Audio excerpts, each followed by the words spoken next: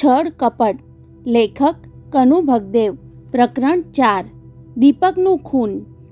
દીપક dining રૂમમાં પાછો ફર્યો. એ દરમિયાન પ્રભા સાડી પહેરી ચૂકી હતી. પોલીસ ચાલી ગઈ? એણે ઉત્સુક અવાજે પૂછ્યું. હા, દીપક ખુરશી પર પડતું મૂકતા બોલ્યો. ભૂષણ અને શંકર પણ ચાલ્યા ગયા છે.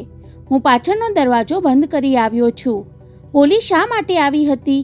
એક કેદીથી સાવચેત કરવા માટે. કેદીથી સાવચેત કરવા માટે? પ્રભાએ મૂંઝવણભર્યા અવાજે પૂછ્યું. હા, જેલમાંથી કોઈ કેદી નાસી છૂટ્યો ને આ વિસ્તારમાં ક્યાંક ગુમ થઈ ગયો છે, એટલે પોલીસ બધાને સાવચેત રહેવાનું કહે છે. ઓહ, પ્રભા રૂંધાતા અવાજે બોલી.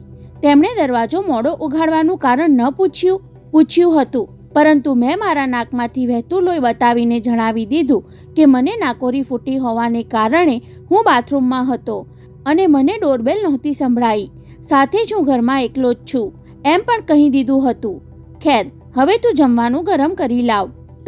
તમે જમવાની વાત કરો છો? પ્રભા વેદના ભર્યા અવાજે બોલી. મારું પેટ તો અપમાનથી જ ભરાઈ ગયું છે. પ્રભા: હા, એ નીચ મને ડૂબી મરવા જેવી હાલતમાં છોડી ગયો છે. પ્રભાએ ધ્રુસકા ભરતા કહ્યું. પહેલાં તો એણે અંધકાર અને એકાંતનો લાભ લઈને મારી આબરૂ લૂંટી હતી, પરંતુ આજે તો એ તમારી તથા શંકર નામના ગુંડાની નજર સામે મારી આબરૂ લૂંટવા પર ઉતરી આવ્યો હતો. એણે શંકર મારફત મારી સાડી ઉતરાવી. જો પોલીસ ન આવી હોત તો આજે એ બંને નરાધમ મારી આબરૂ લૂંટીને જ જાત. અત્યારે એક જ વસ્તુ માટે મારા પેટમાં જગ્યા છે, અને એ વસ્તુ છે ઝેર. મને ક્યાંકથી ઝેર લાવી આપો પ્લીઝ પ્રભા. દીપક પીડાભર્યા અવાજે બોલ્યો. ભગવાનને ખાતર આવી વાત ન કર તો કેવી વાત કરું? તમે જોયું નહીં, એણે મારું અપમાન કર્યું છે. પતિની હાજરીમાં પરપુરુષ પત્નીના વસ્ત્રો ઉતરાવે. કોઈ સ્ત્રી આવું અપમાન સહન કરે ખરી? કાશ જો તમે મારી વાત માની લીધી હોત તો આજે આવો વખત ન આવત. આજે તો પોલીસના આવી જવાથી મારી આબરૂ બચી ગઈ છે, પરંતુ એ શૈતાન ફરીથી હિસાબ ચૂકતે કરવાની ધમકી આપીને ગયો છે. એ નાલાયક પોતાની ધમકી પૂરી નહીં કરી શકે પ્રભા. દીપક એક શબ્દ પર ભાર મૂકતા મક્કમ અવાજે બોલ્યો. હવે હું કશું જ કરવાની એને તક નહીં આપું. હું ટૂંક સમયમાં જ એ કમજાતને પાઠ ભણાવીશ. તારા અપમાનનું એવું વેર લઈશ કે તે 7 જન્મ સુધી પણ નહીં ભૂલી શકે. અને વાત અધૂરી મૂકીને દીપક દાંત કચકચાવવા લાગ્યો. પ્રભા એક ઊંડો શ્વાસ લઈને રહી ગઈ. દીપક પલંગ પર આડો પડીને એક નવલકથા વાંચતો હતો. એ જ વખતે પ્રભા શયનખંડમાં દાખલ થઈ. એના હાથમાં એક આંતરદેશીય પત્ર જકડાયેલો હતો. સાંભળો, એ બોલી. ચંદનપુરથી પત્ર આવ્યો છે. ભાભી સીડી પરથી પડી ગયા છે. તેમને માથામાં 9 ટાંકા આવ્યા છે. આપણે તેમની તબિયતના ખબર અંતર પૂછવા માટે જવું જોઈએ. કાલે રવિવારની રજા છે. આપણે આજની ટ્રેનમાં જ નીકળી જઈએ તો? દીપકે નવલકથા બંધ કરીને એક તરફ મૂકી. પછી તે પલંગ પર બેઠો થઈ ગયો. તારી વાત સાચી છે પ્રભા, એણે ગંભીર અવાજે કહ્યું. આપણે જવું જ જોઈએ. તારા ભાઈ ભાભી આપણા દુઃખના સમાચાર મળતા દોડી આવે છે, પરંતુ હું નહીં આવી શકું. કેમ? પ્રભાએ ચમકીને તેની સામે જોતા પૂછ્યું. પરંતુ દીપક એના સવાલનો જવાબ ઉડાવી મૂકતા બોલ્યો. તું તો અગાઉ પણ કેટલીય વાર તારા પિયર જઈ ચૂકી છો. માંડ 2.5 કલાકની મુસાફરી છે. હું તને ટ્રેનમાં બેસાડી જઈશ. ઉપરવાળો મારા પર મહેરબાન હોય એવું લાગે છે. કેમ? હું તને ચંદનપુર તારા પિયર મોકલવાનું વિચારતો હતો, ત્યાં જ આ પત્ર આવી ગયો. આ તમે શું કહો છો? એ જ મને તો નથી સમજાતું. પ્રભા મૂંઝવણભર્યા અવાજે બોલી. તું અહીં મારી સામે બેસ, હું તને સમજાવું છું. પ્રભા પલંગ પર બેસીને પ્રશ્નાર્થ નજરે તેની સામે તાકી રહી. આ જો પ્રભા, આ શું છે? આ તો નવલકથા છે. રાઈટ. આ નવલકથામાં લેખકે ખૂનનો અફલાતૂન પ્લાન લખ્યો છે. જો કોઈ પૂરેપૂરી સાવચેતીથી આ યોજનાનો અમલ કરે તો કાયદો આવતા 7 જન્મ સુધી પણ ખૂનીને નહીં પકડી શકે. આ તમે શું ધડ માથા વગરની વાત કરો છો? વાત મારા પિયર જવાની ચાલતી હતી અને તમે નવલકથાની યોજનાની રામાયણ લઈને બેઠા. પ્રભા ધૂંધવાતા અવાજે બોલી. સાંભળ પ્રભા, દીપકે સહેજ આગળ નમીને રહસ્યમય અવાજે કહ્યું. આ નવલકથા વાંચ્યા પછી મને એક યુક્તિ સૂજી આવી છે. કેવી યુક્તિ? હું પણ આ નવલકથામાં લખેલી યોજનાનો અમલ કરીને એ નાલાયકનું ખૂન કરી નાખું તો કેમ રહેશે? ખૂન? પ્રભાએ હેપતાઈને તેની સામે જોતા પૂછ્યું. હા પ્રભા. દીપકનો અવાજ બેહદ ગંભીર અને શાંત હતો, મારે એ નાલાયક સાથે તારા અપમાનનું વેર લેવાનું છે. મેં ઘણા વખત પહેલાં જ એને સ્વધામ પહોંચાડવાનું નક્કી કરી લીધું હતું. શું? હા, બસ મને ખૂનની કોઈ યોજના નહોતી સૂઝતી. આ નવલકથાએ મારી મુશ્કેલી દૂર કરી નાખી છે. આમાં લખેલી યોજના મને ખૂબ જ ગમી છે. આ યોજનાના અમલથી એક અમજાદનું ખૂન કર્યા પછી પણ હું કાયદાની ચુંગલમાં નહીં ફસાઉં એવું મને લાગે છે. હું છાતી ઠોકીને દાવો કરું છું કે કાયદો ક્યારેય મને ખૂની પુરવાર કરીને ફાંસીના માંચડે નહીં લટકાવી શકે. લોકો કહે છે કે ગુનેગારે ભલે ગમે તેટલી ચાલાકી વાપરીને ગુનો કર્યો હોય, પરંતુ તે કાયદાની ચુંગલમાંથી નથી બચી શકતો. કાયદાના લાંબા હાથ એકને એક દિવસ તો જરૂર તેની ગરદન સુધી પહોંચે જ છે. પરંતુ આ નવલકથા દ્વારા મને એવી યોજના મળી ગઈ છે કે હું લોકોના આ કથનને ખોટું પાડી શકું તેમ છું. હું કદાપી કાયદાની ચુંગલમાં નહીં જકડાઉં. કાયદાના હાથ ભલે ગમે તેટલા લાંબા હોય, પરંતુ તે મારી ગરદન સુધી નહીં પહોંચી શકે એ વાતની મને પૂરી ખાતરી છે. ના, શું ના? નવલકથાઓ અને ફિલ્મોની વાતો જ આખી જુદી છે, પ્રભા ગંભીર અવાજે બોલી. એમાં લેખક કે ડાયરેક્ટર જાણી જોઈને જ ગુનેગાર ફસાય તેવા પોઈન્ટને છુપાવી દે છે.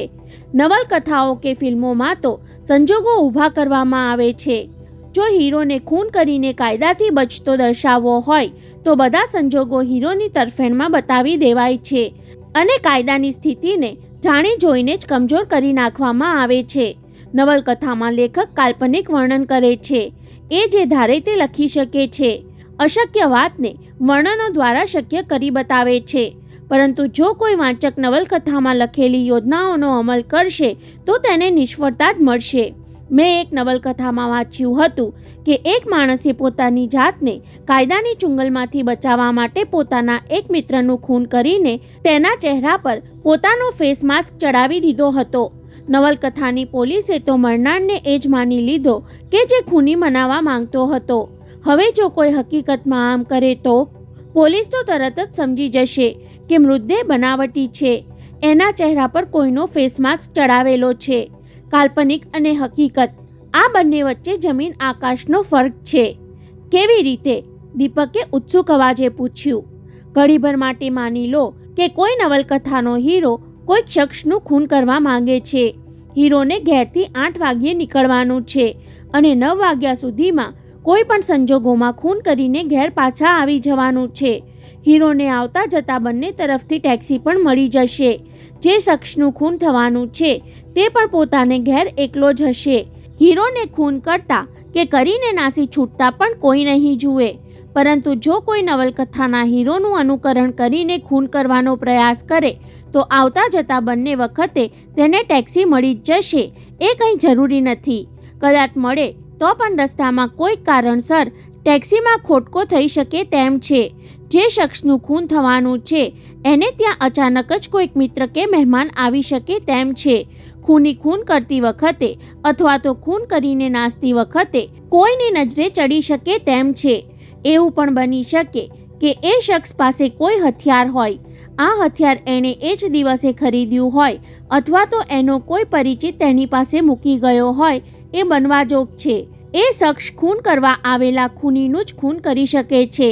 કહેવાનું તાત્પર્ય એટલું જ કે યોજના બનાવવી કે વિચારવી ખૂબ સહેલી છે, પરંતુ એનો અમલ કરવાનું કામ એટલું જ મુશ્કેલ અને જોખમી છે. એક વાત તો નક્કી જ છે, ગુનેગાર ભલે ગમે તેટલો ચાલાક અને હોશિયાર હોય, પરંતુ એનાથી કોઈક ને કોઈક ભૂલ તો જરૂર થઈ જ જાય છે. એની યોજના જડબે સલાખ હોય તો પણ કુદરત તેને ક્યાંક ને ક્યાંક થાપ ખવડાવે છે. કાયદાને છેતરવાનું કે થાપ આપવાનું કામ તમે માનો છો એટલું સહેલું નથી. પ્લીઝ તમે ભૂષણનું ખૂન કરવાનો વિચાર તમારા મગજમાંથી કાઢી નાખો. જો તમે કાયદાની ચુંગલમાં ફસાઈ જશો તો પછી મારું શું થશે? તમારે કારણે તો હું જીવું છું, બાકી મારી જિંદગીમાં હવે રહ્યું પણ શું છે? તું નાહક જ ચિંતા કરે છે પ્રભા. દીપક એના ખભા પર હાથ મૂકીને આત્મવિશ્વાસથી ભરપૂર અવાજે બોલ્યો. તું તારા મગજમાંથી બધી શંકા કુશંકાને તિલાંજલિ આપી દે. હું વકીલ છું. મેં કાયદાના ઢગલાબંધ પુસ્તકો વાંચ્યા છે અને કેસો લડ્યા છે. કાયદાની કઈ કઈ નબળી કડીઓ છે અને પોલીસ ગુનેગારને કઈ રીતે શોધે છે એની મને ખબર છે. પરંતુ પોલીસ મને શોધે એવી કોઈ તક જ હું નહીં આપું. હું પોલીસને કોઈ કડી નહીં આપું. તું બિલકુલ બેફિકર રહે અને મને રોકીશ પણ નહીં. મારે કોઈ પણ કિંમતે ભૂષણનું ખૂન કરવું છે, માત્ર એટલા જ માટે કે એ એક ખતરનાક માણસ છે. એને ગુંડા તત્વો સાથે સંબંધ છે. જો એ જીવતો રહેશે તો આપણને નિરાતે નહીં જીવવા દે. તક મળીએ એ કમજાત મારું ખૂન પણ કરી શકે છે. ના ના, પ્રભા ભયભીત અવાજે બોલી. શું એ કમજાત મને સ્વધામ પહોંચાડી દે એવું તું ઈચ્છે છે? ના પ્લીઝ, આવી વાતો ન કરો. કોઈ પત્ની પોતાના પતિના આવા અંજામની સપનામાં એ કલ્પના ન જ કરે. તો પછી ભૂષણનું ખૂન કરવું જરૂરી છે. આ વખતે પ્રભા કંઈ ન બોલી. એ લાચારીથી હોઠ કરડતી રહી. દીપકના હોઠ પર પળભર માટે રહસ્યમય સ્મિત ફરકીને વિલીન થઈ ગયું. તારે જરા પણ ગભરાવાની કે ચિંતા કરવાની જરૂર નથી ડિયર, એ પ્રભાના બંને હાથ પકડતા બોલ્યો. તું તારે કશીએ ફિકર કર્યા વગર ચંદનપુર જા અને કાલે જ પાછી આવી જજે. તારા વગર મને ચેન નહીં પડે. તું એક્સપ્રેસમાં આવી જજે. એ ટ્રેન રાત્રે 9 વાગ્યે વિશાળગઢ આવે છે. તું આવીશ એ પહેલાં મારું કામ પતી ગયું હશે. પ્રભા ધીમેથી માથું હલાવીને રહી ગઈ. ચંદનપુર એક્સપ્રેસ ટ્રેન વિશાળગઢના પ્લેટફોર્મ પર આવીને ઊભી રહી ત્યારે રાતના 9:30 વાગ્યા હતા. રસ્તામાં સમારકામ ચાલતું હોવાથી ટ્રેન અડધો કલાક મોડી આવી હતી. પ્રભા એક ડબ્બામાંથી નીચે ઉતરી, ગેટકીપરને ટિકિટ આપીને બહાર નીકળી. રેલવે સ્ટેશનથી ટેક્સીમાં બેસીને એ 15 મિનિટમાં પોતાના બંગલે પહોંચી ગઈ. પહેલાં તો એણે ડોરબેલ જ વગાડી. કોઈ જવાબ ન મળતા એણે વિચાર્યું કે દીપક કદાચ હજુ ભૂષણનું ખૂન કરીને પાછો નહીં આવ્યો હોય. મુખ્ય દરવાજો ડબલ સાઇડ લોકવાળો અર્થાત કીહોલવાળો હતો. એના પર જુદું તાળું મારવાની જરૂર નહોતી પડતી, એટલે તાળું અંદરથી મારવામાં આવ્યું છે કે બહારથી એવું અનુમાન કરવું મુશ્કેલ હોય છે. એણે અમસ્તો દરવાજાને સહેજ ધક્કો માર્યો તો તે અંદરના ભાગમાં ઉઘડ્યો. આ પણ કમાલના માણસ છે. એ અંદર દાખલ થતાં સ્વગત બબડી. આટલી રાત્રે પણ દરવાજો ઉઘાડો જ રહેવા દીધો છે. ભલે ને ઘરમાં કોઈ ચોર ઘૂસી જાય, કમસે કમ સ્ટોપર તો મારી શકે તેમ હતા ને. આગળ વધીને શયનખંડ પાસે પહોંચી. શયનખંડમાં અંધારું હતું. એણે જોયું તો શયનખંડનો દરવાજો અંદરથી બંધ હતો. કમાલ કહેવાય. એ ફરીથી બબડી. હું આજે જ પાછી ફરવાની છું એ વાત જાણતા હોવા છતાંય આટલી જલ્દી સૂઈ ગયા? આટલી વહેલી ઊંઘ કેવી રીતે આવી ગઈ? તેઓ જે કામ કરીને આવ્યા છે એ કર્યા પછી તો આમે ઊંઘ ન જ આવવી જોઈએ. કદાચ માથામાં ફરીથી દુખાવો ઉપડ્યો હશે અને ઊંઘની ગોળી લઈને સૂઈ ગયા હશે. એણે દરવાજો ખખડાવ્યો પરંતુ કંઈ જવાબ ન મળ્યો. બીજી વાર ખખડાવ્યો. અંદર કોઈ હિલચાલ કે સળવળાટ ન થયો. એણે બૂમો પાડતા કેટલીય વાર દરવાજો ખટખટાવ્યો પરંતુ ન તો દરવાજો ઉઘડ્યો કે ન કંઈ જવાબ મળ્યો. એ વ્યાકુળ થઈ ગઈ. જાત જાતની શંકાઓ તેને ઘેરી વળી. એના ધબકારા વધી ગયા. છેવટે બહાર જઈને 2-3 પડોશીઓને બોલાવી લાવી. પડોશીઓએ દરવાજો તોડી નાખવાનું કહ્યું તો એક પડોશીએ પોલીસને જાણ કરવાની સલાહ આપી. પ્રભાએ બીજા રૂમમાં જઈને પહેલાં પોલીસ હેડક્વાર્ટરને ફોન કર્યો અને ત્યારબાદ ડૉક્ટર પ્રભાકરને ફોન કરીને બધી વિગતો જણાવી દીધી. ત્યારબાદ બહાર નીકળીને મનોમન ઈશ્વરને પ્રાર્થના કરતી તે પોલીસની રાહ જોવા લાગી. થોડી વારમાં જ પોલીસની એક જીપ બંગલાના ફાટક સામે આવીને ઊભી રહી. આગંતુક ઇન્સ્પેક્ટરને ઓળખીને પ્રભા ચમકી ગઈ. એની સાથે 3-4 સિપાહીઓ પણ હતા. એ બીજું કોઈ નહીં પણ ઇન્સ્પેક્ટર વામનરાવ જ હતો. એ વામનરાવ કે જેણે ભૂષણની તરફેણમાં જુબાની આપી હતી. એની જુબાનીથી જ સમગ્ર કેસનું પાસું પલટાઈ ગયું હતું. જો વામનરાવે જુબાની ન આપી હોત તો ભૂષણને સજા થઈ શકે તેમ હતી. કયો રૂમ છે મેડમ? વામનરાવે અંદર પ્રવેશીને ગંભીર અવાજે પૂછ્યું. જી, સામેનો. પ્રભાએ બંધ દરવાજા સામે આંગળી ચીંધતા કહ્યું. સાંભળો. સહસા વામનરાવ ત્યાં ઊભેલા પડોશીઓને ઉદ્દેશીને બોલ્યો. તમારા લોકોના અહીં રહેવાથી પોલીસના કામમાં અડચણ ઊભી થશે. તમારામાંથી ગમે તે 2 જણ સાક્ષી તરીકે અહીં રોકાઓ, બાકી બધા બહાર જાઓ. 2 વૃદ્ધ સજ્જન ત્યાં રોકાયા. બાકીઓ બહાર ચાલ્યા ગયા. મેડમ, રૂમમાં નજર કરવાનો કોઈ માર્ગ નથી? વામનરાવે પ્રભાને ઉદ્દેશીને પૂછ્યું. ના, કી હોલની સામે તો પડદો ઢાંકેલો છે. દરવાજાની જમણી તરફ બારી છે પરંતુ તેની સ્ટોપર અંદરથી બંધ છે. આગળના ભાગમાં લોખંડની મજબૂત ગ્રીલ ફિટ કરેલી છે, એટલે તેમાંથી પણ અંદર હાથ પહોંચી શકે તેમ નથી. પ્રભાએ જવાબ આપ્યો. આ સિવાય? ના, આ સિવાય બીજી કોઈ બારી કે વેન્ટિલેશન નથી. પ્રભાએ રૂક્ષ અવાજે કહ્યું. એ વામનરાવની જુબાનીને ભૂલી શકે તેમ ન હતી. દરવાજો તોડી નાખો.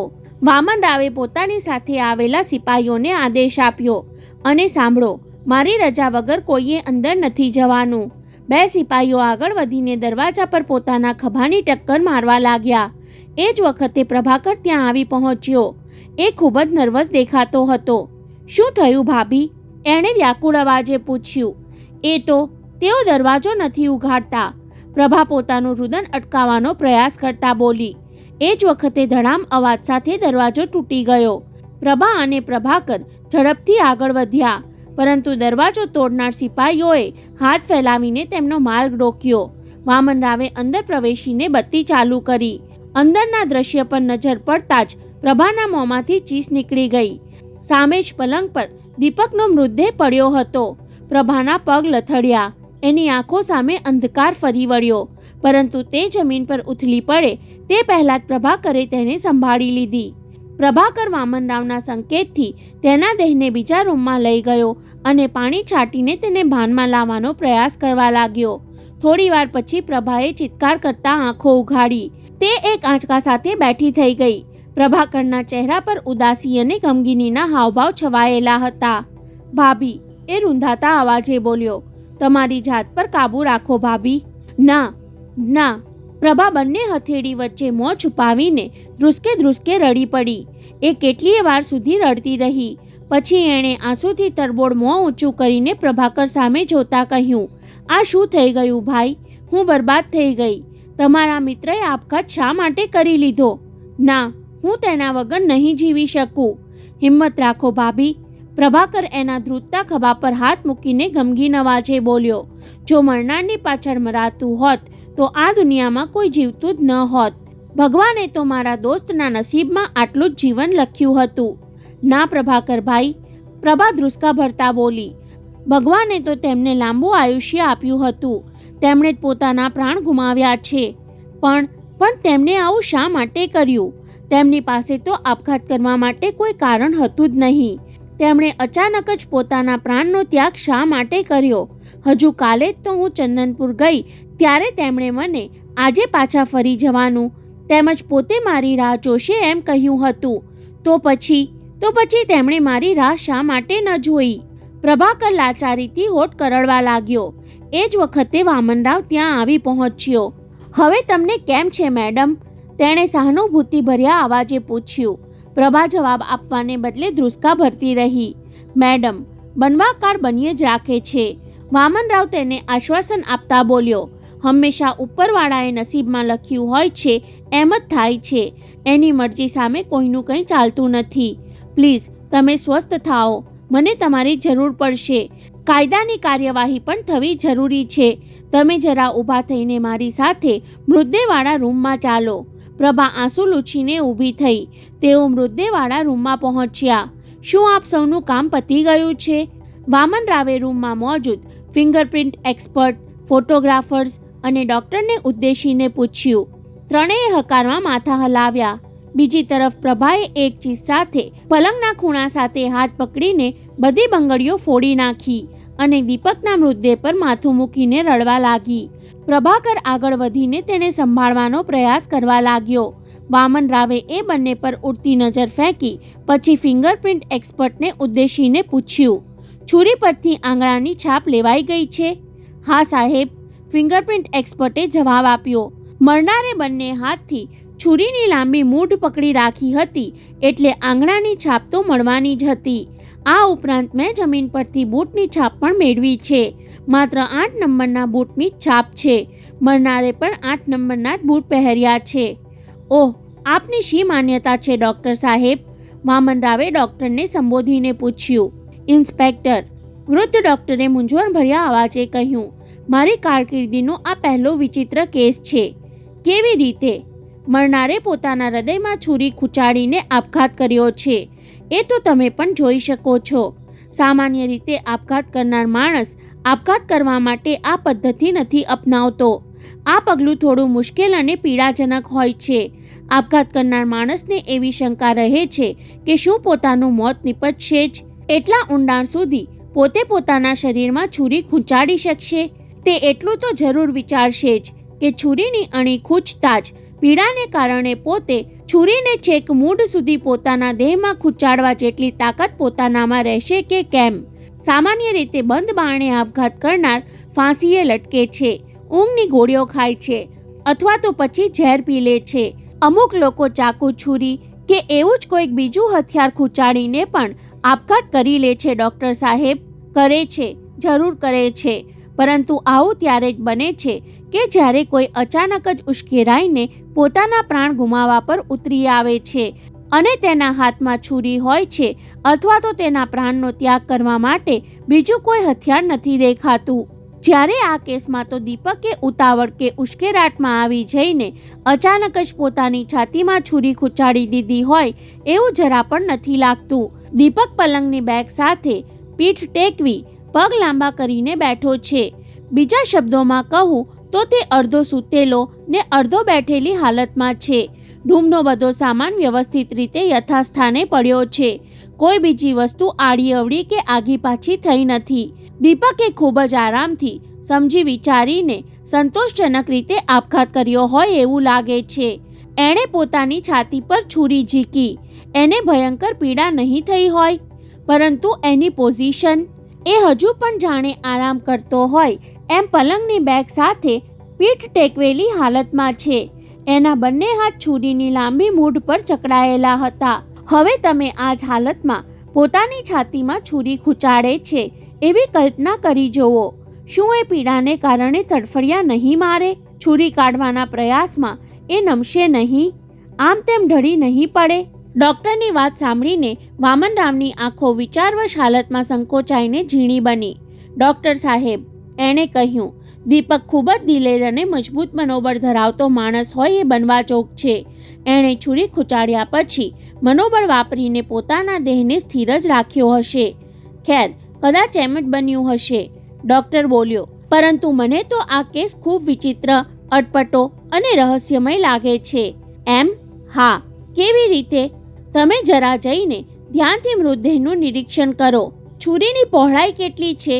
લગભગ 1 ઇંચ. રાઇટર. પરંતુ છાતીના જખમની પહોળાઈ 2 ઇંચથી જરા પણ ઓછી નથી. એટલે? વામનરાવે ચમકીને પૂછ્યું. એટલે કે એ છુરી ઝીક્યા પછી દીપકે તેને આમ તેમ તો નહીં જ કરી હોય કે જેને કારણે જખમ પહોળો થઈ ગયો. ડૉક્ટર સાહેબ, આ વાત જરા ખુલાસાથી સમજાવશો? જરૂર. સાંભળો, પહેલાં કોઈક પહોળા ફણાવાળી છુરી ઝીકીને પછી જખમમાં ઓછી પહોળાઈ ધરાવતા ફણાવાળી છુરી ખૂંચાડી દેવામાં આવી હોય એવું લાગે છે. આપ પણ કેવી વાત કરો છો ડૉક્ટર સાહેબ? એવું ક્યાંય બને ખરું કે પહેલાં કોઈ પહોળા ફણાવાળી છુરી પોતાના શરીરમાં ખૂંચાડે અને પછી તેને કાઢીને કોઈક બીજી ઓછી પહોળાઈ ધરાવતા ફણાવાળી છુરી જખમમાં ભરાવી દે? ઘડીભર માટે માની લઈએ કે આવો કોઈક ચમત્કાર દીપકે સર્જી બતાવ્યો હોય, તો પણ પહોળા ફણાવાળી છુરી ક્યાં? મેં ચાવી શોધવા માટે રૂમની તલાશી લીધી છે. મને બીજી કોઈ છુરી નથી મળી. કદાચ માની લઈએ કે એણે પહોળા ફણાવાળી છુરીને કબાટમાં છુપાવી દીધી છે, તો પણ કબાટ સુધી લોહીના ટીપા હોવા જોઈતા હતા. ઉપરાંત કબાટની ચાવી પણ રૂમમાં ક્યાંય નથી. હવે એક જ શક્યતા બાકી રહે છે કે દીપક પહોળા ફણાવાળી છુરીને ક્યાંક બહાર જઈને ફેંકી આવ્યો છે. પરંતુ એ છુરી ફેંકવા માટે બહાર ગયો હોય અને એણે પોતાના શરીરમાંથી લોહીનું એક પણ ટીપું જમીન પર ન પડવા દીધું હોય, એ દલીલ કમસે કમ મારે ગળે તો નથી જ ઉતરતી. કોઈ ભૂત પ્રેત જ આવો ચમત્કાર કરીને બતાવી શકે છે કે એણે પોતાની છાતીમાં છુરી ખૂંચાડી હોય, પરંતુ તેને એમ લાગ્યું હોય કે પોતાનો જીવ નહીં નીકળે, ત્યારે તેણે છુરીને કાઢીને બીજી વખત ખૂંચાડી હોય અને જખમ પહોળો થઈ ગયો હોય. ડૉક્ટર ચૂપ રહ્યો. ડૉક્ટર સાહેબ, દીપકનું મોત ક્યારે થયું હશે એ બાબતમાં આપ કંઈ જણાવી શકો તેમ છો? ચોક્કસ સમય તો પોસ્ટમોર્ટમ પછી જ જાણી શકાશે, પરંતુ મારા પ્રાથમિક અનુમાન મુજબ દીપકનું મોત નીપજ્યાને 4-5 કલાક વીતી ગયા છે. ઓહ, તો આનો અર્થ એ થયો કે વામન રાવે પોતાને કાંડા ઘડિયાળમાં નજર કરતા પૂછ્યું. દીપકનું મોત 6 અથવા તો 7 વાગ્યાના અરસામાં નિપજ્યું છે, ખરું ને? હા, ડૉક્ટર ખમચાતા અવાજે બોલ્યો. તમે માનો કે ન માનો ઇન્સ્પેક્ટર, પરંતુ આ કેસમાં ક્યાંક ને ક્યાંક જરૂર કંઈક ગડબડ છે. તમે એક ખાસ વાત પ્રત્યે ધ્યાન નથી આપ્યું લાગતું. કઈ વાત પ્રત્યે? દીપકની છાતી તથા વસ્ત્રો લોહીથી ખરડાયેલા છે. પલંગની ચાદર પર પણ લોહી ચોંટ્યું છે, પરંતુ જેટલું લોહી નીકળવું જોઈતું હતું એટલું નીકળેલું નથી દેખાતું. મારી માન્યતા મુજબ જેટલું લોહી દેખાય છે એનાથી 4-5 ગણું લોહી તો નીકળવું જ જોઈએ. પાતળા અથવા ઓછી પહોળાઈ ધરાવતા ફણાવાળી છુરીથી ઓછું લોહી નીકળે છે, કારણ કે લોહીને બહાર નીકળવાની જગ્યા નથી મળતી. પરંતુ દીપકની છાતીનો જખમ તો છુરીના ફણાથી 2 ગણો પહોળો છે, અર્થાત છુરીના ફણાની બંને તરફ જખમ ખાલી છે. તો પછી આ ખાલી જગ્યામાંથી લોહી શા માટે નથી નીકળ્યું? વામનરાવ વિચારમાં પડી ગયો. તે એક જ વાતનો વિચાર કરતો હતો. શું ખરેખર જ આ કેસમાં કંઈક ગડબડ હતી? ઓકે ડૉક્ટર સાહેબ, થેન્ક યુ, છેવટે એણે કહ્યું. ડૉક્ટર, ફિંગરપ્રિન્ટ એક્સપર્ટ તથા ફોટોગ્રાફર્સ બહાર નીકળી ગયા. વામનરાવ આગળ વધીને પ્રભા પાસે પહોંચ્યો. મેડમ, એ બોલ્યો, હું એક ચાવી શોધું છું. કેવી ચાવી? પ્રભાએ ધ્રુસકા ભરતા પૂછ્યું. આ રૂમના દરવાજાની ચાવી. પણ તમે ચાવીનું શું કરવા માંગો છો? પ્રભાએ લાલગુમ આંખે તેની સામે જોતા પૂછ્યું. આપણને દરવાજો અંદરથી બંધ મળ્યો હતો, અર્થાત આપઘાત કરતા પહેલા તમારા પતિએ ચાવીથી દરવાજો બંધ કર્યો હશે. મને તલાશી દરમિયાન તેમના ગજવામાંથી ચાવી નથી મળી. ચાવી શોધવા માટે મેં આખા રૂમની તલાશી લીધી છે. હવે માત્ર કબાટ જ બાકી રહે છે. એમાં તમારી કોઈ કિંમતી ચીજ વસ્તુ કે રોકડ રકમ પડી હશે એવા વિચારે મેં કબાટની તલાશી નથી લીધી. હું તમારી હાજરીમાં જ કબાટ ઉઘાડવા માંગુ છું. કદાચ તમારા પતિએ દરવાજો લોક કરીને ચાવી કબાટમાં મૂકી દીધી હોય એ બનવા જોગ છે. દીપકને દરવાજો લોક કરવાની શું જરૂર હતી ઇન્સ્પેક્ટર સાહેબ? સહસા પ્રભાકર વચ્ચે બોલ્યો. એણે માત્ર અંદરથી સ્ટોપર જ ચડાવી હશે. ના મિસ્ટર પ્રભાકર, દરવાજો લોક કરેલો હતો, સ્ટોપર ચડાવેલી ન હતી.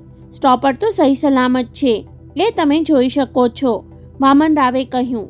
પ્રભાકરની સાથે સાથે પ્રભાએ પણ દરવાજાના પાછળના ભાગમાં જોયું. સ્ટોપર પોતાના સ્થાને જ હતી અને તેની ગ્રીલ પણ બહાર નીકળેલી ન હતી. દરવાજાની ઉપરના ભાગમાં બારશાક પર સ્ટોપર ચડાવવાનો છેદ પણ સહી સલામત હતો, અર્થાત સ્ટોપર ચડાવેલી ન હતી. જ્યારે દરવાજાના લોકનો જે ભાગ હેન્ડલ અથવા તો ચાવી ફેરવવાથી બારશાકના જે ખાંચામાં પ્રવેશીને દરવાજાને લોક કરી દે છે એ ખાંચો કે ગ્રીલ બારશાકમાંથી ઉખડીને નીચે જમીન પર જઈ પડ્યો હતો અને લોકના ખાંચામાં રહેલી ગ્રીલ બહાર નીકળી આવી હતી, અર્થાત દરવાજાને જ લોક કરવામાં આવ્યો હતો. કમાલ કહેવાય, પ્રભાકર આશ્ચર્યસહ બોલ્યો. દીપકે સ્ટોપર ચડાવવાને બદલે દરવાજો શા માટે લોક કર્યો હતો? અને લોક કર્યો તો પણ ચાવી શા માટે છુપાવી? આપે ગજવા બરાબર તપાસ્યા છે ઇન્સ્પેક્ટર સાહેબ? હા, મેં ઓશિકા અને ગાદલા નીચે પણ જોયું છે, પરંતુ ચાવી નથી મળી. મેડમ, હવે તમે જરા આ કબાટ ઉઘાડો. 1 મિનિટ ઇન્સ્પેક્ટર સાહેબ, પ્રભા વિચારવશ અવાજે બોલી. હા, યાદ આવ્યું, આ રૂમની ચાવી તો મારા શયનખંડના કબાટમાં જ રહેતી હતી. આખરે આ રૂમનો દરવાજો લોક કરવાની જરૂર જ નહોતી પડતી. અમારે ક્યાંક બહારગામ જવાનું થાય તો પણ અમે મુખ્ય પ્રવેશદ્વાર અથવા તો મારા રૂમનો દરવાજો જ લોક કરીને જતા હતા. ઘરેણાં વગેરે મારા રૂમમાં જ છે. આ રૂમમાં તો કોઈ જ કિંમતી સામાન નથી. આ રૂમના કબાટમાં તો માત્ર નવલકથાઓ જ પડી છે. મારા પતિને નવલકથાઓ વાંચવાનો ખૂબ શોખ હતો. ખેર, હું મારા રૂમમાં જઈને જોઉં છું કે ચાવી છે કે નહીં. વામન રાવે ધીમેથી માથું હલાવ્યું. પ્રભા બહાર નીકળી ગઈ. થોડી વાર પછી તે પાછી ફરી. આ જુઓ ઇન્સ્પેક્ટર સાહેબ, એણે પોતાની હથેળી વચ્ચે રહેલી એક ચાવી વામનરાવને બતાવતા કહ્યું. આ ચાવી આ રૂમના દરવાજાની છે. એ મારા રૂમના કબાટમાં જ પડી હતી. મેડમ, વામનરાવ વિચારવશ અવાજે બોલ્યો. તમારા પતિએ બીજી ચાવીથી દરવાજો લોક કર્યો હોય એવું ન બને? ના. કેમ? શું આ રૂમના દરવાજાની બીજી ચાવી ન હતી? વામનરાવે પૂછ્યું. બીજી ચાવી જરૂર હતી, પરંતુ એ તો ઘણા વખતથી ગુમ થઈ ગઈ છે. ઓહ, ખેર, આ દરવાજાનું લોક સ્પ્રિંગવાળું તો નહોતું ને? અમુક લોક એવા હોય છે કે દરવાજો જોરથી પછાડવાથી આપોઆપ જ દેવાઈ જાય છે, ત્યારબાદ એ ચાવી જડે જ ઉઘડે છે. ના ઇન્સ્પેક્ટર સાહેબ, અમે એવા લોક ફિટ નહોતા કરાવ્યા. એમાં મુશ્કેલી પડે છે. દરવાજો જોરથી બંધ થવાથી આપોઆપ જ તાળું વસાઈ જાય છે અને પછી ખબર પડે કે ચાવી તો અંદર રૂમમાં જ રહી ગઈ છે. આ સંજોગોમાં તાળું તોડવું પડે છે. આ દરવાજાને બંધ કરવા માટે હેન્ડલને ઉપર નીચે કરવું પડે છે. દરવાજો ઉઘાડવો હોય તો હેન્ડલ ઊંચું કરવું પડે છે. ચાવીની જરૂર નથી પડતી. તો શું તમે હેન્ડલ ઊંચું કરીને દરવાજો ઉઘાડવાનો પ્રયાસ નહોતો કર્યો? કર્યો હતો. જ્યારે મારા પતિએ કંઈ જવાબ નહોતો આપ્યો ત્યારે મેં હેન્ડલ ઊંચું કર્યું હતું અને તે ઊંચું પણ થઈ ગયું હતું. કમાલ કહેવાય. દરવાજો લોક કરેલો હતો તો પછી હેન્ડલ ઊંચું કઈ રીતે થઈ ગયું? અને જો હેન્ડલ ઊંચું થયું હતું તો લોક કે દરવાજો ઉઘડી જવો જોઈતો હતો. એ તો હું નથી જાણતી, પ્રભા મૂંઝવણભર્યા અવાજે બોલી. હેન્ડલ ઊંચું થયું હોવાને કારણે મેં એમ જ માન્યું હતું કે દરવાજો લોક કરેલો નથી, પણ અંદરથી સ્ટોપર ચડાવેલી છે. પરંતુ વાસ્તવમાં સ્ટોપર ચડાવેલી ન હતી તે આપણે જોઈ ચૂક્યા છે. કદાચ તાળામાં કંઈક ખરાબી આવી જવાને કારણે હેન્ડલ ફ્રી થઈ ગયું હશે. મેડમ, જો તમારી આ વાત માની લઈએ તો એનો અર્થ એ થયો કે દરવાજો અંદરથી ચાવી વડે લોક કરવામાં આવ્યો હતો. વામનરાવ પોતાના લમડા પર આંગળી ટપટપાવતા બોલ્યો. તો પછી ચાવી તમારા રૂમમાં કેવી રીતે પહોંચી ગઈ? ચાવી એક જ છે એમ તમે કહો છો. ખેર, તમારા પતિએ બીજી ચાવી બનાવડાવી લીધી હોય એ બનવા જોગ છે. તમારા હાથમાં જે ચાવી છે એનાથી તો દરવાજો લોક કર્યો હોવાનો કોઈ સવાલ જ ઊભો નથી થતો. દરવાજો તમારા પતિએ જ લોક કર્યો હતો. ખેર, તમે જરા કબાટ ઉઘાડો. બીજી ચાવી જરૂર આ કબાટમાં જ હોવી જોઈએ. પ્રભાએ કબાટ ઉઘાડી તેમાંથી બધા પુસ્તકો બહાર કાઢીને મૂકી દીધા, પરંતુ ચાવી કબાટમાં ન હતી.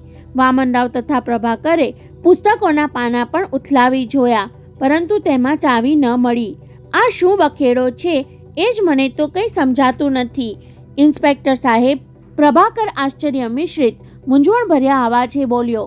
દરવાજો લોક હતો પણ ચાવી નથી મળી અને ચાવી વગર દરવાજો લોક થઈ શકે તેમ ન હતો. સહસા કંઈક વિચારીને વામનરાવ દરવાજા પાસે પહોંચ્યો. એણે પહેલાં લોકનું હેન્ડલ ચેક કર્યું અને પછી બંને તરફથી કી હોલમાં નજર કરી. હેન્ડલ તો ફ્રી છે, એ બોલ્યો. હેન્ડલને જોરદાર આંચકો મારવાથી તે લોકની સ્પ્રિંગથી છૂટું પડી ગયું હોય એવું લાગે છે. કી હોલનું બહારના મોંનો વળાંક બદલાયેલો છે. કદાચ કોઈકે ડિસ્મિસ અથવા તો મોટી ખિલ્લી કી હોલમાં ભરાવીને આમ તેમ ફેરવી હશે. અર્થાત મારે ડૉક્ટરે ધ્યાન દોરેલી બાબતો પર વિચારવું પડશે. એટલે હું સમજી નહીં ઇન્સ્પેક્ટર સાહેબ, પ્રભાએ મૂંઝવણભર્યા અવાજે કહ્યું. શું ડૉક્ટર સાહેબે આપને કોઈ ખાસ વાત જણાવી છે? હા. શું જણાવ્યું છે? જવાબમાં વામનરાવે ડૉક્ટર સાથે થયેલી વાતચીતની વિગતો તેને જણાવી દીધી. ભાભી બધી વિગતો સાંભળ્યા પછી પ્રભાકર પ્રભાને ઉદ્દેશીને બોલ્યો. મને પણ ડૉક્ટર સાહેબની વાતમાં તથ્ય લાગે છે. ખરેખર મૃતદેહની હાલત શંકાસ્પદ છે. લોહી ઓછું જોઈને મને પણ નવાઈ લાગી હતી. ઇન્સ્પેક્ટર સાહેબ, શું આપને કોઈ સુસાઇડ નોટ મળી છે? પ્રભાએ વામનરાવ સામે જોતા પૂછ્યું. ના મેડમ, વામનરાવ નકારાત્મક ઢબે માથું હલાવતા બોલ્યો. કોઈ સુસાઇડ નોટ મળી નથી. ખેર, હવે તમે બરાબર વિચારીને મારા એક સવાલનો જવાબ આપો. બોલો, તમારા પતિએ શા માટે, કયા કારણસર આપઘાત કર્યો છે એ બાબતમાં તમે કંઈ જણાવી શકો તેમ છો? ના ઇન્સ્પેક્ટર સાહેબ, મારા પતિ પાસે આપઘાત કરવા માટે કોઈ જ કારણ ન હતું. તેઓ આપઘાતને કાયરતા માનતા હતા. તેઓ હંમેશા એમ જ કહેતા હતા કે માણસ પર ભલે ગમે તેવી મુશ્કેલી આવે, પરંતુ એણે મુશ્કેલીથી ગભરાઈને આપઘાત ન કરવો જોઈએ. હિંમતપૂર્વક આવેલી મુશ્કેલીનો સામનો કરવો જોઈએ. મારા પતિએ આપઘાત કર્યો છે એ વાત પર મને જરા પણ ભરોસો નથી બેઠો. હવે ડૉક્ટર સાહેબની વાતો તથા ચાવીની ગડબડને કારણે મને ખાતરી થઈ ગઈ છે કે મારા પતિએ આપઘાત નથી કર્યો, પણ એમનું ખૂન કરવામાં આવ્યું છે. શું? વામનરાવ તથા પ્રભાકર એક સાથે આશ્ચર્યસહ બોલી ઉઠ્યા. હા ઇન્સ્પેક્ટર સાહેબ, પ્રભા ઉત્તેજિત અવાજે બોલી. મારા પતિનું ખૂન થયું છે. ખૂનીએ તેમના ખૂનને આપઘાત પુરવાર કરવાનો પ્રયાસ કર્યો છે. મારા પતિના શરીરમાંથી જેટલું લોહી નીકળવું જોઈતું હતું તેટલું નીકળેલું શા માટે નથી દેખાતું? એમનો મૃતદેહ આરામ કરતા હોય એવી હાલતમાં શા માટે પડ્યો છે? તેઓ આમ તેમ શા માટે ઢળી નથી પડ્યા? વગેરે બધું જ મને સમજાઈ ગયું છે. વામનરાવ તથા પ્રભાકરની આશ્ચર્ય મિશ્રિત પ્રશ્નાર્થ નજર પ્રભાના રોષથી લાલઘુમ બની ગયેલા ચહેરા પર સ્થિર થઈ ગઈ. સાંભળો ઇન્સ્પેક્ટર સાહેબ, પ્રભા એક એક શબ્દ પર ભાર મૂકતા બોલી. મારા પતિનું ખૂન અહીં નથી થયું. એમનું ખૂન બીજે ક્યાંય થયું છે અને પછી મૃતદેહને અહીં મૂકી દેવામાં આવ્યો છે. તેમનું લોહી ખૂન થયું એ સ્થળે વહ્યું હશે. પાછળથી ખૂની મૃતદેહને અહીં આરામ કરતી હાલતમાં ગોઠવી ગયો છે. એણે જ મારા પતિના બંને હાથ છુરીની મૂઢ પર ગોઠવી દીધા છે. પણ ભાભી, પ્રભાકરે સહમતિ સૂચક ઢબે માથું હલાવતા કહ્યું, આ લોકવાળો બખેડો મને નથી સમજાતો. તમને ભલે ન સમજાતો હોય પ્રભાકરભાઈ, પણ મને સમજાય છે. પ્રભા સ્થિર અવાજે બોલી. મારા પતિએ આપઘાત કર્યો છે એવું પુરવાર કરવાનો પ્રયાસ ખૂનીએ કર્યો છે. એણે અચાનક જ મગજ પરથી કાબુ ગુમાવીને ખૂન કર્યું, એટલે તે મારા પતિ પાસે સુસાઇડ નોટ તો નથી લખાવી શક્યો, પરંતુ બીજા પ્રયાસો જરૂર કર્યા છે. આપઘાત પુરવાર કરવા માટે દરવાજો અંદરથી બંધ મળે તે જરૂરી હતું, પરંતુ ખૂની કોઈ પણ રીતે અંદરથી સ્ટોપર ચડાવી શકે તેમ ન હતો. પછી એણે દરવાજાને લોક કરી નાખવાનું વિચાર્યું. ચાવી તો રૂમમાં જશે એમ માનીને એણે આમ વિચાર્યું હશે. એણે કોઈ ડિસ્મિસ અથવા તો ખિલ્લીની મદદથી બહારથી દરવાજો લોક કરી નાખ્યો, પરંતુ આ પ્રયાસમાં હેન્ડલ ફ્રી થઈ ગયું. જો મારા પતિએ અંદરથી દરવાજો લોક કર્યો હોત તો ચાવી પણ અંદરથી મળવી જોઈતી હતી. ઉપરાંત કી હોલનો આકાર અંદરથી નહીં પણ બહારથી બગડેલો છે. વામનરાવે પ્રભા પાસેથી આવી દલીલની આશા નહોતી રાખી. પણ મેડમ, એ બોલ્યો, રૂમની જમીન પરથી માત્ર એક જ જાતના બૂટની છાપ મળી છે. એક્સપર્ટના કહેવા મુજબ આ છાપ તમારા પતિના બૂટની છે. ઇન્સ્પેક્ટર સાહેબ, આનો જવાબ પણ મારી પાસે છે. શું ખૂની અહીં મારા પતિના બૂટ પહેરીને આવ્યો હશે, પછી તે એ બૂટ પુનઃ મારા પતિને પહેરાવીને ઉઘાડા પગે જ અહીંથી ચાલ્યો ગયો હશે? એ મારા પતિને લઈને કંઈ પગપાળા નહીં જ આવ્યો હોય. એની પાસે જરૂર કોઈ કાર હશે. એણે પોતાના બૂટ કારમાં જ રહેવા દીધા હોય એ બનવા જોગ છે. ઓહ, વામનરાવને એક કડી મળી. એણે સંકેતથી હેડ કોન્સ્ટેબલને પોતાની પાસે બોલાવ્યો અને કહ્યું, તું બહાર જઈને પાડોશીઓને પૂછપરછ કરી જો કે શું કોઈએ 6 અથવા તો 7 વાગ્યાના અરસામાં આ બંગલાની બહાર કે આજુબાજુમાં કાર કે એવું જ કોઈ બીજું વાહન જોયું હતું. કોઈ પડોશીએ કોઈને વાહનમાંથી ઉતરીને બંગલામાં દાખલ થતા જોયું હોય એ પણ બનવા જોગ છે. જો આવો કોઈ શખ્સ મળે તો તાબડતોબ તેને મારી પાસે લઈ આવ. ઓકે સર, કહીને કોન્સ્ટેબલ ચાલ્યો ગયો, પરંતુ 2 મિનિટમાં એ પાછો ફર્યો. સર, એણે એક વાંકું ચૂકું નાનકડું ડિસ્મિસ વામનરાવને આપતા કહ્યું, આ ડિસ્મિસ બહાર કુંડામાં પડ્યું હતું. કદાચ ખૂનીએ ડિસ્મિસ વડે દરવાજાનું લોક બંધ કર્યું હશે. પ્રભાએ ઝડપથી આગળ વધીને વામનરાવના હાથમાંથી ડિસ્મિસ લઈ લીધું. ઇન્સ્પેક્ટર સાહેબ એ ડિસ્મિસનું નિરીક્ષણ કરતા બોલી, આ ડિસ્મિસ અમારું જ છે. આને મેં જ બહારના રૂમમાં સ્ટૂલ પર મૂક્યું હતું. કોન્સ્ટેબલ ચાલ્યો ગયો. વામનરાવ એક સિગરેટ સળગાવીને ધીમે ધીમે તેના કસ ખેંચતો વિચારમાં ડૂબી ગયો. જ્યારે પ્રભાકર આશ્ચર્યથી પ્રભાના હાથમાં જકડાયેલા ડિસ્મિસ સામે તાકી રહ્યો હતો.